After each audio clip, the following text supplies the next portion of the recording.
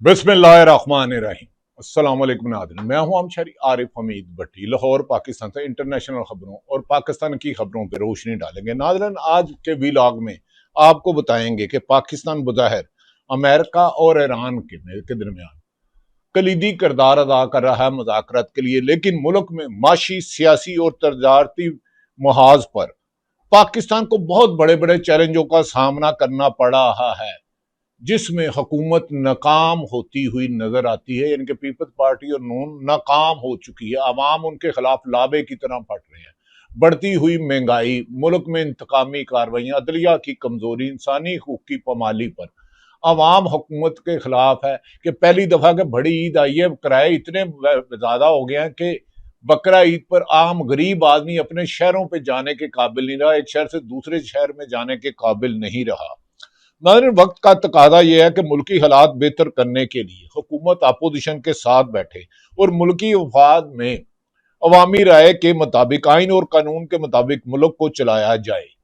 अगर नहीं चलाते तो बहुत ज्यादा नुकसान होगा। ये जो लावा अवाम में फट रहा है, एक दिन बाहर आएगा और ये हुकूमत संभालने से संभलेगी नहीं। दूसरी तरफ 7 जून को गिलगित बल्तिस्तानी में इलेक्शन हो रहे हैं। अभी तक जो गैर जानिबदार हल्के रिपोर्ट्स दे रहे हैं, वो कह रहे हैं कि पीटीआई के हमायत याफ्ता लेंथों से जीतेंगे अगर इन्होंने 2024 वाली धांधली ना की, फॉर्म 25 की बजाय 45 की बजाय 47 तब्दील ना किए। नाज़रीन, इस वक्त माशी, सियासी, तजारती और मुल्क में इंटरनेशनल इन्वेस्टर 50-60 साल की सबसे कम सतह पर पहुंच चुके हैं। कर्जे 97 अरब से ज्यादा चढ़ चुके हैं। एक्सपोर्ट में वादिया कमी आई है, रेमिडिस में कमी आई है। ऐसे में लगता है क्या पाकिस्तान को अंदर से खोखला करने की, खुदा ना खास्ता अल्लाह ना करे, जानबूझकर कहीं किसी ने मंसूबाबंदी तो नहीं की? ये सवाल उठता है। क्या ऐसे में मुल्क में इंतकामी कार्रवाइयों का मुकम्मल हो सकता है? एक मकबूल तरीन जमात के लीडर, पीटीआई के बानी इमरान खान को जेल में रखना, कैद तन्हाई में रखना, बहनों से ना मुलाकात कराने देना, बीमारी की सूरत में इलाज ना कराना, ऐसा लगता है कि मुल्क को बहरान की तरफ धकेला जा रहा है जहां वापसी ना होगी। क्या इस मुल्क के फैसले अब बंद कमरों में डील्स के जरिए ही होंगे? कहा जा रहा है कि इमरान खान से पसे पर्दा राब्ते हैं, लेकिन ये पूरी खबर नहीं देते कि इमरान खान ने कह दिया मैं डील के जरिए नहीं आऊंगा, सिर्फ अदालतों को इंसाफ करने दो और अदारों पर दबाव डालना बंद करो, ऑनेस्ट, कॉम्पिटेंट और काबल अफसरान तैनात करें, तफ्तीश मेरिट पे करें, जो फैसला होगा कबूल करूंगा। लेकिन मेरिट पे तक करनी होती तो 26वीं 27वीं तरमीम लाते, सरफराज डोगर को जाके हाई कोर्ट का जज बनाते, इस्लामाबाद हाई कोर्ट के चीफ जस्टिस बनाते। अगर मेरिट पे करना होता तो आईनी अदालत का सरबराह क्या जस्टिस अमीनुद्दीन होते? मंसूर अली शाह साहब की जगह यही अफरीदी होते? यही मेरिट का कत्ल है। सबसे बड़ा सवाल यह है कि आखिर पर्दे के पीछे क्या हो रहा है? मौजूदा हुक्मरानों से हुकूमत तो चल नहीं रही, ताकत किसी और के पास है। एक तरफ कोई बासर लोगों के कहने पर कह रहे हैं सूबे बनाना जरूरी है, इंतजामी सतह पर सूबे ना बनाए तो मुल्क को चलाना मुश्किल हो जाएगा। दूसरी तरफ दोनों हुकूमती जमातें, पीपल्स पार्टी और नून लीग, कहती है हाँ 28वीं तरमीम के दबाव है, लेकिन हम सूबे नहीं बढ़ने देंगे। क्यों नहीं सूबे बढ़ने देंगे? रंग नस्ल पे ना बनाए। अगर इंतजामी सतह पर अवाम की भलाई होती है तो सूबे बनने चाहिए, लेकिन ताकतवर हल्के कहते हैं सूबे तो इनका वो भी बनाएगा जिन्होंने इन्हें हुकूमत दी है, वो सूबे बनवाना जानते हैं। जैसे 26वीं और 27वीं तरमीम करवाई थी, वैसे 28वीं तरमीम भी कराएंगे और पीपल्स पार्टी के पल्ले कुछ नहीं है। नाज़रीन, आज की वीडियो में कुछ होश रुबा आपसे बातें करेंगे, क्योंकि सच हम सबके सामने रखने जा रहे हैं और ये आपको आजकल टीवी चैनल पे नहीं आएगा, डिक्टेशन से चलाया जा रहा है।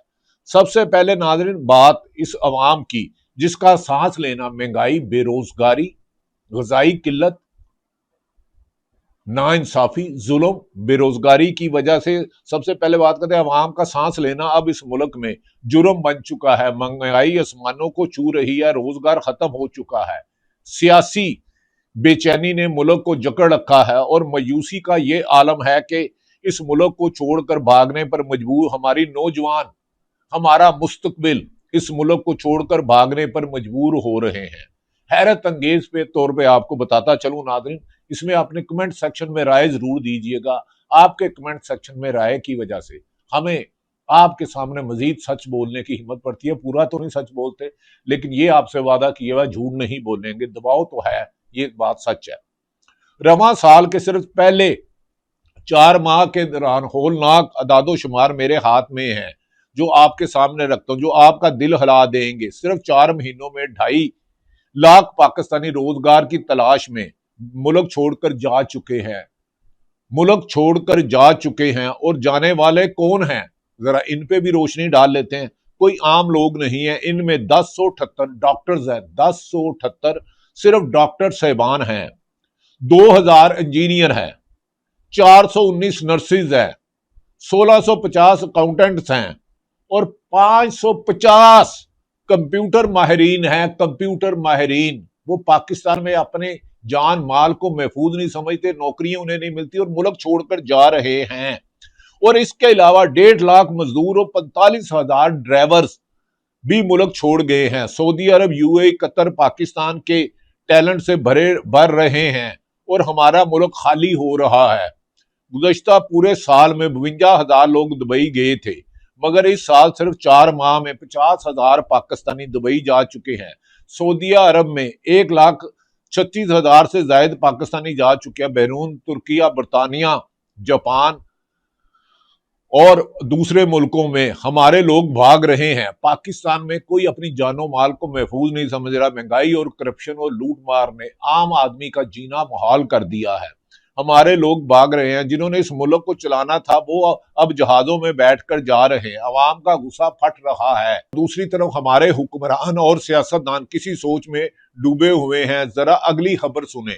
एक तरफ अवाम परेशान है तो दूसरी तरफ पीपल्स पार्टी के सीनियर रहनुमा कमर जमान कायरा, हमारे बड़े अच्छे दोस्त हैं, कमर जमान कायरा ने एक ऐसा मुतनाज़ा मौक़िफ़ अपनाया है जिसकी वजह से मैं भी हैरान हो गया हूँ। वो साहिब अक्ल है, अच्छे आदमी हैं। पीपल्स पार्टी में वो नदीम अफजल चंद तो ब्लंट अच्छे हैं, लेकिन उनका जी भी मौका कायरा ने ऐसा मुतनाज़ा मौका अपनाया है जिसने पूरे मुल्क में तूफान खड़ा कर दिया। कि जमहूरी सोच रखने वाले सियासतदान से ऐसी तवक्को हरगिज नहीं थी। कायरा साहब फरमाते हैं कि जब अपने घर में कोई बात करते हैं तो अपने 18 साल के बच्चे को कमरे से निकाल देते हैं कि ये कहीं बात आगे जाकर ना करे। अगर हमने घर के मामलात 18 साल के बच्चे को नहीं बताने तो मुल्क का लीडर चुनने के लिए इसे वोट का हक देना कहां का शऊर है। ये कायरा साहब कहते हैं अनबिलीवेबल बात है। क्या बात है कायरा साहब, यानी कि 18-19 साल का नौजवान मुल्क के लिए वोट नहीं दे सकता, 25 साल तक नहीं दे सकता। उनकी शर्त के इमरान खान के वोटर हैं ज्यादा नौजवान। आप 50 साल के भी रखोगे तो इमरान खान के वोटर पीटीआई के वोटर ही मिलेंगे। चाहे इमरान खान को कैद तन्हाई में रखो, चाहे 80 साल कैद सुनाओ, चाहे 80,000 साल सुनाओ, फिलहाल वोटर आजकल इन दिनों में तो इमरान खान का है। वो कहते हैं कि नौजवान के लिए वोट 18 साल का नौजवान के लिए वोट नहीं दे सकता, क्वेश्चन मार्क है। इस पर शदीद एतराजात उठ रहे हैं, आवाम उठा रही है, लोग उठा रहे हैं, इवन के पीपल्स पार्टी उठा रही है। उस दिन की अपनी पार्टी के चेयरमैन बिलावल भुट्टो जरदारी ने कम उम्र में सियासत शुरू की। आप जानते हैं 19 साल की मैक्सिमम होंगे। कानून के मुताबिक 18-19 साल की उम्र में नौजवान सरकारी नौकरी कर सकते हैं। फौज समेत, अदलिया समेत हर अदारों में, अहम अदारों में तैनात होकर मुल्क की सरहदों की हिफाजत और अदारों में अपनी जिम्मेदारी पूरी करते हैं, लेकिन अपना लीडर नहीं चुन सकते। ये अजीब लॉजिक दी है उन्होंने। माहिरीन के मुताबिक अगर ये सोच की गई कि 18 से 24 साल या 25 साल के तकरीबन 3 करोड़ नौजवानों को मुतासर होंगे, तो जो कल वोटर का तकरीबन 23.7% है, यानी कि 23.7% बनते हैं। कानूनी माहिरीन का कहना है कि यह बैनुल अक़वामी और जमहूरी असूलों और मसावी हक के राय दही के खिलाफ है और ये नौजवान के मुस्तकबिल पर बहुत बड़ा हमला है। लेकिन ठहरिए, सियासी मंजरनामा तो अब बदल रहा है। जहां एक तरफ नौजवानों को दीवार से लगाया जा रहा है, दूसरी तरफ हुकूमत के लगड़ बगड़ चमचे कच्चे खुद कह रहे हैं कि इमरान खान से राब्ते किए जा रहे हैं, जिसे कैद तन्हाई में रखा है, जिसे 7 महीने से बहनों से मुलाकात नहीं कराने दी, जिसकी बनाई छीन ली गई, जिसकी लीडरशिप सारी अंदर है। आज भी 7 जून को इलेक्शन होता है तो गिलगित बल्तिस्तानिया में गैर जानिबदार हल्के वादिया कहते हैं कि इमरान खान के हमायत याफ्ता उम्मीदवार अक्सरियत से, लीडों से जीतेंगे। नाजरीन, नौजवानों को एक तरफ तो दीवार से लगाया जा रहा है वही अपोजिशन अलायंस के सरबराह महमूद खां अचकजई, जिसे इमरान खान ने नामजद किया था, एक ऐसा धुआंधार तकरीर कर दी है जिसने अहम हलकों के नींदें उड़ा दी हैं। पठान माइंडसेट के साथ सीधी बात करते हुए महमूद खां अचकजई ने कहा है कि पठान हूं, सीधी बात करूंगा, घुमा के बात नहीं करनी आती। आपने मैंडेट चोरी किया है। हुकूमत को मुखातिब उन्होंने कहा आपने मैंडेट चोरी किया है, खान जेल में है इसलिए पूरा निजाम उल्टा दिया है, वो कोई बदला नहीं लेगा।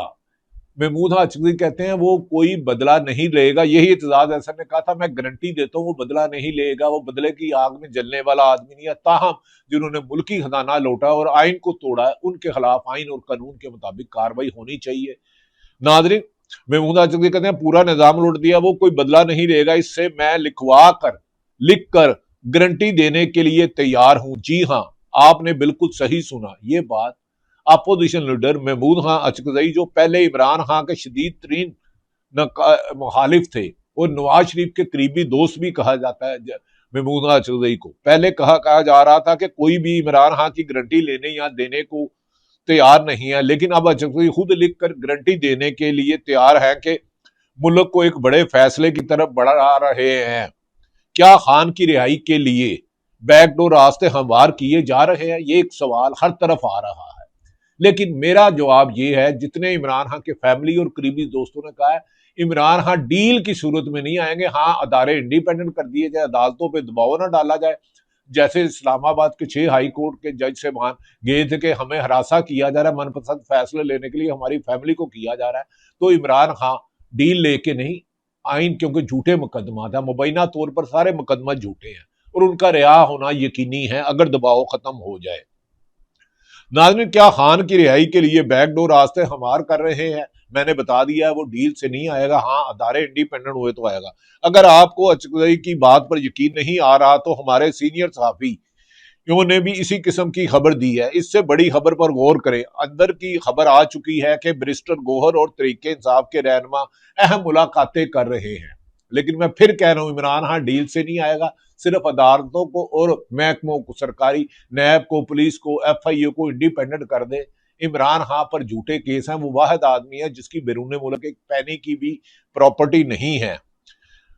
जराये के मुताबिक चंद रोज कबल PTI के चेयरमैन बैरिस्टर गौहर के घर पर एक अहम वफाकी वजीर के साथ इंतहाई खुफिया मुलाकात हुई। ये बात मीडिया पर्सन कह रहे हैं, जिसमें KPK के वजीर आला के करीबी साथी सुहेल अफरीदी भी मौजूद थे, जिन्होंने पिछली मंगल को एक बड़ा काफिला लेकर KPK से आए और अगले दिन इमरान खान की अहलिया की फैमिली से उनकी मुलाकात करा दी गई। इस मुलाकात का एजेंडा क्या था? जो बैरिस्टर गौहर से और एक वफाकी वजीर वफाक और खैबर पख्तूनख्वा के मामलात को बेहतर बनाना। और हैरत की बात देखें कि काबीना में तोसी भी इसी खुफिया मुलाकात के बाद की गई है। जबकि मीडिया ने बैरिस्टर गौहर से इस मौक़िफ़ लेने की कोशिश की तो उन्होंने इस बात को फरवरी को शुरू किया। तो ये सिलसिला 2 फरवरी को शुरू हुआ था, जब पहली दफा खबर आई थी कि KPK के वुज़रा और PTI के MNAs वफाक से खुफिया मुलाकातें फरमा रहे हैं। लेकिन इमरान खान का मौक़िफ़ मैं बता दूं, वो डील से नहीं आएगा। सिर्फ वो कह रहे हैं दबाव पे प्रेशर ना डालो, अदारों पे, अदालतों पे। फिर यकीन दहानियां हुई और सम्राट सामने आए और KPK हाउस के स्टाफ तक को तब्दील किया गया। अब तो कुछ खुलकर सामने आ रहा है। क्या PTI और वफाक के दरमियान कोई बड़ी डील होने जा रही है? जबकि आपको पता है वफाक तो कठपुतली है, पीपल्स पार्टी और नून लीग को तो 28वीं तरमीम पे दावा मार रहे हैं। हो सकता है इसीलिए खबरें प्लान की जाती हों कि इमरान खान से खुफिया राब्ते हो रहे हैं कि पीपल्स पार्टी और नून लीग को डरा के 28वीं तरमीम बना के सूबों की तादाद में इजाफा किया जाए और NFC अवार्ड 18वीं तरमीम को खत्म किया है, इसका क्रेडिट पीपल्स पार्टी लेती है। डील करेंगे तो कोई और करेगा जिसके पास अख्तियार है। मौजूदा वजीर आज़म मोहतरम शहबाज शरीफ जो चीन के 5 रोजा दौरे पर है, हमें यकीन है कि वो जितने गैर मुल्की दौरे करते हैं, इतना पाकिस्तान में रहें तो पाकिस्तान में माशी हालात बेहतर करने की और सियासी हालात और इंतकामी कार्रवाइयों को खत्म करने की कोशिश करें तो मुल्क अमन की तरफ चलेगा। ये इंतकाम, माशी तबाही मुल्क को एक नए इम्तिहान में और अवाम में गुस्से का लावा पक चुका है। ना सियासी ऊंट किस करवट बैठेगा ये तो वक्त बताएगा, लेकिन इसकी गर्मा गर्मी के बीच एक छोटी सी मज़क्का है बात है कि मौजूदा हुक्मरान घबरा चुके हैं, डर चुके हैं। इमरान खान ने वादिया कह दिया है। एक तरफ महंगाई के ये बुरे हालात हैं कि ताजर रहनुमाओं ने इस्लामाबाद में प्रेस कॉन्फ्रेंस की है। उन्होंने कहा बाजारों में खरीदो फरोख्त में 70% कमी आ चुकी है। बाजारों में खरीदो फरोख्त में 70% कमी आ चुकी है। 12 करोड़ शहरी कुव्वते खरीद से महरूम हो चुके हैं। 12 करोड़ शहरी कुव्वते खरीद से महरूम हो चुके हैं। और ये सिर्फ हम नहीं कह रहे, आईएमएफ कह रहा है। आईएमएफ कह रहा है जो आपका बजट बनाता है। आपकी हुकूमत तो आपका बजट नहीं बना सकती, तो मुझे बताएं अवाम की फलाह बहबूद के लिए मनसूबे साजी कैसे करेंगे। ये खुद महंगे जहाज लेंगे, महंगी गाड़ियां लेंगे और पेट्रोल की कीमत बढ़ाकर 250 से 450 करके फिर 405 रुपए कर लेंगे। अब ताजरों ने कहा, आईएमएफ कह रहा है हमने 70 साल में इतनी मुश्किलात नहीं देखी। ताजर कह रहे हैं हमने 70 साल में इतनी मुश्किलात नहीं देखी जितनी अब देख रहे हैं। आल पाकिस्तान अंजुमन ताजरान के सदर अजमल बलोच की मुल्क भर के ताजर नुमाइंदों के साथ इस्लामाबाद में प्रेस कॉन्फ्रेंस। नाजरीन, ये ताजर कह रहे हैं, लाहौर के ताजर भी सीख पा है, कराची के ताजर भी सीख पा है, एप्टमा सीख पा है। उन्होंने कहा कि ये हुक्मरान मुल्क चलाने के काबिल नहीं रहे। दूसरी तरफ हमारे दोस्त सहाफी अदनान आदिल ने एक्स पे अपना एक मैसेज छोड़ा। उन्होंने कहा इस बार पब्लिक ट्रांसपोर्ट के किराए इतने, पेट्रोल की कीमत बार बार इजाफा करने से अदनान आदिल कहते हैं इस बार पब्लिक ट्रांसपोर्ट के किराए इतने ज्यादा हो चुके हैं कि बड़े शहरों में काम करने वाले बहुत से परदेशियों के पास इतनी रकम भी नहीं है कि बकरा ईद मनाने अपने आबाई कस्बा या गांव जा सके। किराया ले लें तो बच्चों के लिए जूता लेने का उनके पास पैसे नहीं है। ये नाज़रीन तल हकीकत है। दूसरी तरफ इमरान खान की अमशीरा ने कहा है कि इमरान खान डील नहीं करेगा, उससे डील करने वाले जाहिल है। हम अपने भाई को 74 साल से जानते हैं। वो मुल्क के लिए तो हर कुर्बानी दे देगा, लेकिन अपनी जात के लिए सारी उम्र जेल रहेगा, लेकिन पाकिस्तान को सही जमहूरियत देगा। वो कोई कंप्रोमाइज नहीं करेगा। उसने 3 साल जेल में नहीं रहना था। अगर उसने सौदेबाजी करनी होती, उसे तो गिरफ्तारी से पहले ऑफर हुई थी कि आप बैरून मुल्क चले जाए। अलीमा खां का siyaset.pk ने जो पैगाम शेयर किया है, जो उन्होंने ट्वीट किया है, उन्होंने कहा इमरान खां बहुत उन्होंने कहा वो इमरान खां से, अलीमा खां कहती है वो इमरान खां से यानी कि हुक्मरान बहुत ज्यादा खौफजदा है। सोचे अगर